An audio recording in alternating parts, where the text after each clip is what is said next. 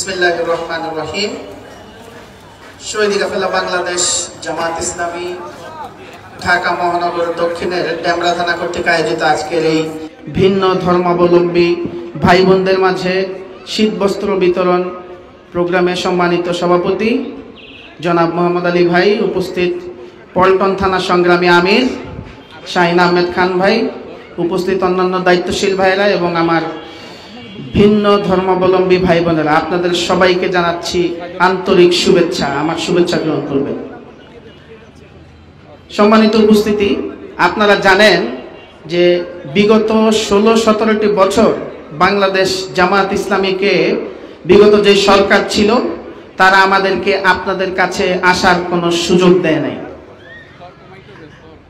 আপনাদের কাছে আমাদেরকে উপস্থাপন করা হয়েছিল অত্যন্ত ভীতিকর কোনো কিছু হিসেবে, যে জামাত ইসলামী মানেই মনে হয় অত্যন্ত ভয়ানক কোনো একটা কিছু, যা আমাদের যে ভিন্ন ধর্মাবলম্বী ভাই বোনেরা আছে তাদের ক্ষতির কারণ হয়ে দাঁড়াবে।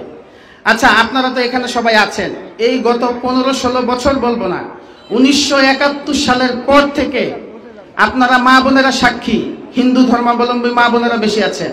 1971 সালের পর থেকে আজ পর্যন্ত কি বাংলাদেশ জামাত ইসলামীর একজন সমর্থক আপনাদের উপর কোনোদিন হামলা করছে? বলেন, করছে? জুলুম করছে? কোন নির্যাতন করছে? আপনাদের কোনো ক্ষতির কারণ হয়ে দাঁড়াইছে? তাইলে দেখেন, 71 সালের পর থেকে নিয়ে আজকে হচ্ছে 2025 সাল, এই 25 সাল পর্যন্ত যদি বাংলাদেশ জামাত ইসলামী আপনাদের কোনো ক্ষতির কারণ না হয়ে থাকে, তাহলে কিয়ামত পর্যন্ত কোনো ক্ষতির কারণ হবে না। এই কথা কি আপনারা বিশ্বাস করেন? ইনশাআল্লাহ আমরা এখন আপনাদের কাছে আসার সুযোগ পাচ্ছি, আপনারাও আমাদের সম্পর্কে জানার সুযোগ পাচ্ছেন।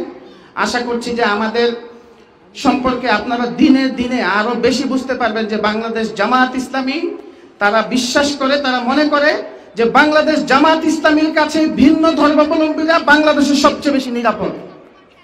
তাদের রক্ষার জন্য আপনারা জানেন যে 5ই আগস্টের পরে এই ডেমরা থানায় যতগুলো মন্দির ছিল, প্রত্যেকটা মন্দিরে আমাদের ভলান্টিয়ারগণ আপনাদের মন্দির রক্ষার জন্য পাহারা দিয়েছে, দেয় নাই?